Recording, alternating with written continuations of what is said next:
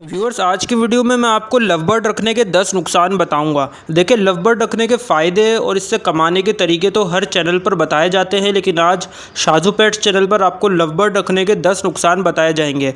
अगर आप love bird रखने का सोच रहे हैं या आपके पास लव बर्ड मौजूद है तो ये नुकसान आपके लिए जानना इंतहाई ज़रूरी है, ताकि आप लव बर्ड रखने से पहले फैसला कर सके कि आपको रखने हैं या नहीं। और अगर आपने अभी कुछ टाइम पहले ही लव बर्ड रखे हैं तो भी आपके लिए नुकसान जानना बहुत ज़रूरी है। तो चलिए शुरू करते हैं। लव बर्ड रखने का पहला नुकसान है लव बर्ड पेयरिंग इशू। देखिए, लव बर्ड जो है वो अपनी स्ट्रॉन्ग बॉन्डिंग की वजह से मशहूर हैं और ये अपनी मर्जी के जोड़े बनाते हैं। अगर ये जोड़ा ना बनाना चाहें तो दुनिया का कोई मायका लाल ज़बरदस्ती इनका जोड़ा नहीं लगा सकता। लव बर्ड रखने का दूसरा नुकसान है नॉइज़ लेवल। लव बर्ड की आवाज़ का लेवल बहुत ज़्यादा होता है। इनकी आवाज़ फिंचो और ऑस्ट्रेलियन पैरट्स की तरह चीची टाइप नहीं होती और ना ही कॉकटेल की तरह ये विस्लिंग करते हैं, जबकि इनकी आवाज़ बहुत ज़्यादा हार्ड होती है। अगर आपने अपनी गैलरी में रखे हुए हैं और गैलरी के साथ ही कमरा है तो रहने वाले को बहुत ज़्यादा परेशानी का सामना करना पड़ेगा, क्योंकि लव बर्ड की आवाज़ की फ्रीक्वेंसी बहुत ज़्यादा होती है। अगर आपने छत पर भी रखे हैं और छत के साथ डग है और डग जो है वो कमरे में खुल रहा है तो भी इनकी आवाज़ बहुत ज़्यादा कमरे में आएगी।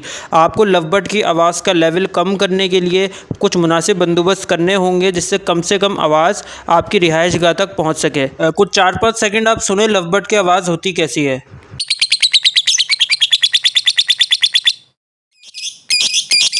लव बर्ड रखने का नुकसान नंबर 3 है limited speech capabilities. Love bird और बड़े पैरट्स की तरह टॉकिंग नहीं कर सकता। अगर आप लव बर्ड से ये एक्सपेक्ट कर रहे हैं कि आप इसको टॉकिंग करना सिखाएंगे, जो आप इसको सिखाएंगे वही लव बर्ड बोलेगा, तो आपका ये सोचना सही नहीं है, क्योंकि लव बर्ड के अंदर बोलने की सलाहियत नहीं है जैसे कि बड़े पैरट्स में होती है।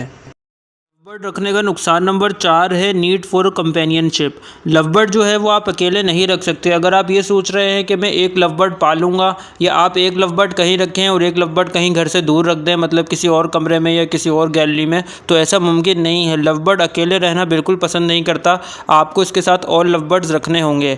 अगर तो आप इस तरीके से करेंगे कि आप लव बर्ड को अकेला रखेंगे तो वो साइको हो जाएगा, या तो वो और लव बर्ड्स को मारेगा, या वो गुस्से वाला हो जाएगा, या फिर ब्रीड ही नहीं करेगा, या फिर वो पिंजरे के अंदर अजीबो गरीब किस्म की हरकतें करेगा।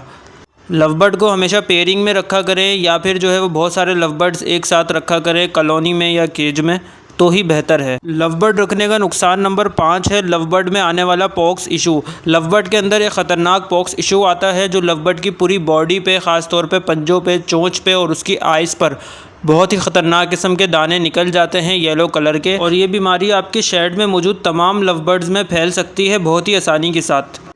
और इस बीमारी से निमटना और इस वायरस को या पॉक्स को भगाना बहुत ही ज़्यादा मुश्किल होता है। तो इसका हल क्या है, ये आपके लिए नुकसानदेह किस तरीके से है। देखें, आपने जो है वो अपने शेड में ख़र्चा करना होगा। आपने इस पॉक्स की बीमारी को अपने शेड में एंटर होने से रोकना होगा। जब भी आप कोई लव बर्ड लाएँ तो आपको उस न्यू लव बर्ड को अपने और लव बर्ड से जो आपके शेड में मौजूद हैं अलग रखना होगा कुछ हफ्तों के लिए, और ऑब्ज़र्व करना होगा कि उनमें इस तरीके की कोई बीमारी तो नहीं हो रही।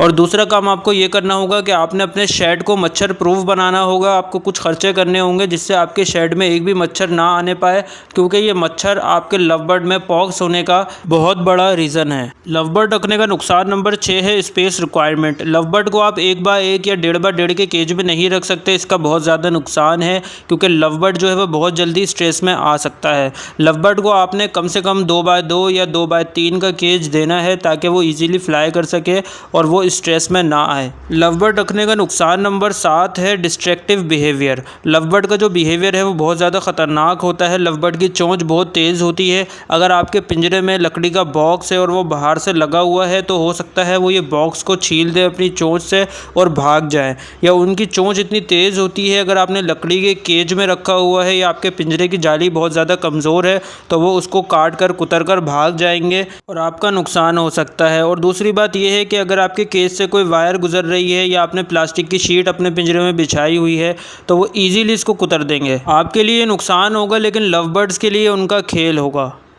लव बर्ड रखने का नुकसान नंबर 8 है रेगुलर क्लीनिंग। मतलब लव बर्ड की सफाई का आपको बहुत ज़्यादा ख्याल रखना होगा। ऐसा क्यों है, देखें, लव बर्ड जो है अपने सॉफ्ट फूड को, अपने दाने को अपने पानी के पॉट में डाल देता है, जिससे पानी जो है वो सड़ जाता है। आपको लव बर्ड का पानी दिन में कम से कम 2 टाइम ज़रूर चेंज करना चाहिए। इसके अलावा लव बर्ड जो है वो अपने दाने को बहुत ज़्यादा फैलाते हैं और बहुत ज़्यादा खाते भी हैं और पिंजरे में बहुत ज़्यादा गंदगी भी करते हैं। इसलिए लव बर्ड की जो है आपको रेगुलर क्लीनिंग करनी चाहिए, नहीं तो लव बर्ड को जो है वो वायरस का बहुत ज़्यादा इफेक्ट हो सकता है और आपके शेड को नुकसान हो सकता है। लव बर्ड रखने का नुकसान नंबर 9 है very deep knowledge for love bird breeding business.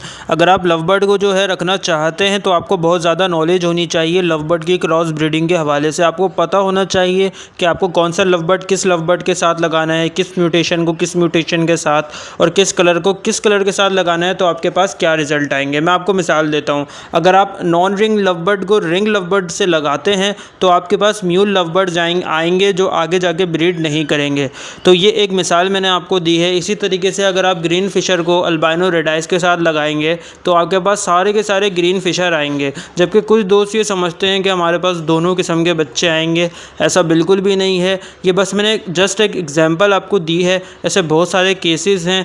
तो कहने का मकसद ये है कि अगर आपको लव बर्ड रखने हैं तो आपको बहुत ज़्यादा डीप नॉलेज होनी चाहिए। ख़ास तौर पे अगर आप लव बर्ड की ब्रीडिंग का बिजनेस करते रहना चाहते हैं तो आपको मुसलसल सीखना होगा। लव बर्ड रखने का नुकसान नंबर 10 है लो प्रोडक्शन। लव बर्ड की जो प्रोडक्शन है बच्चे निकालने की वो और बर्ड्स के मुकाबले कम होती है। अगर हम इसको कंपेयर करें बजीज़ के साथ और फिंचेस के साथ और यहाँ तक के कॉकटेल्स के साथ, तो भी लव बर्ड की प्रोडक्शन कम होती है।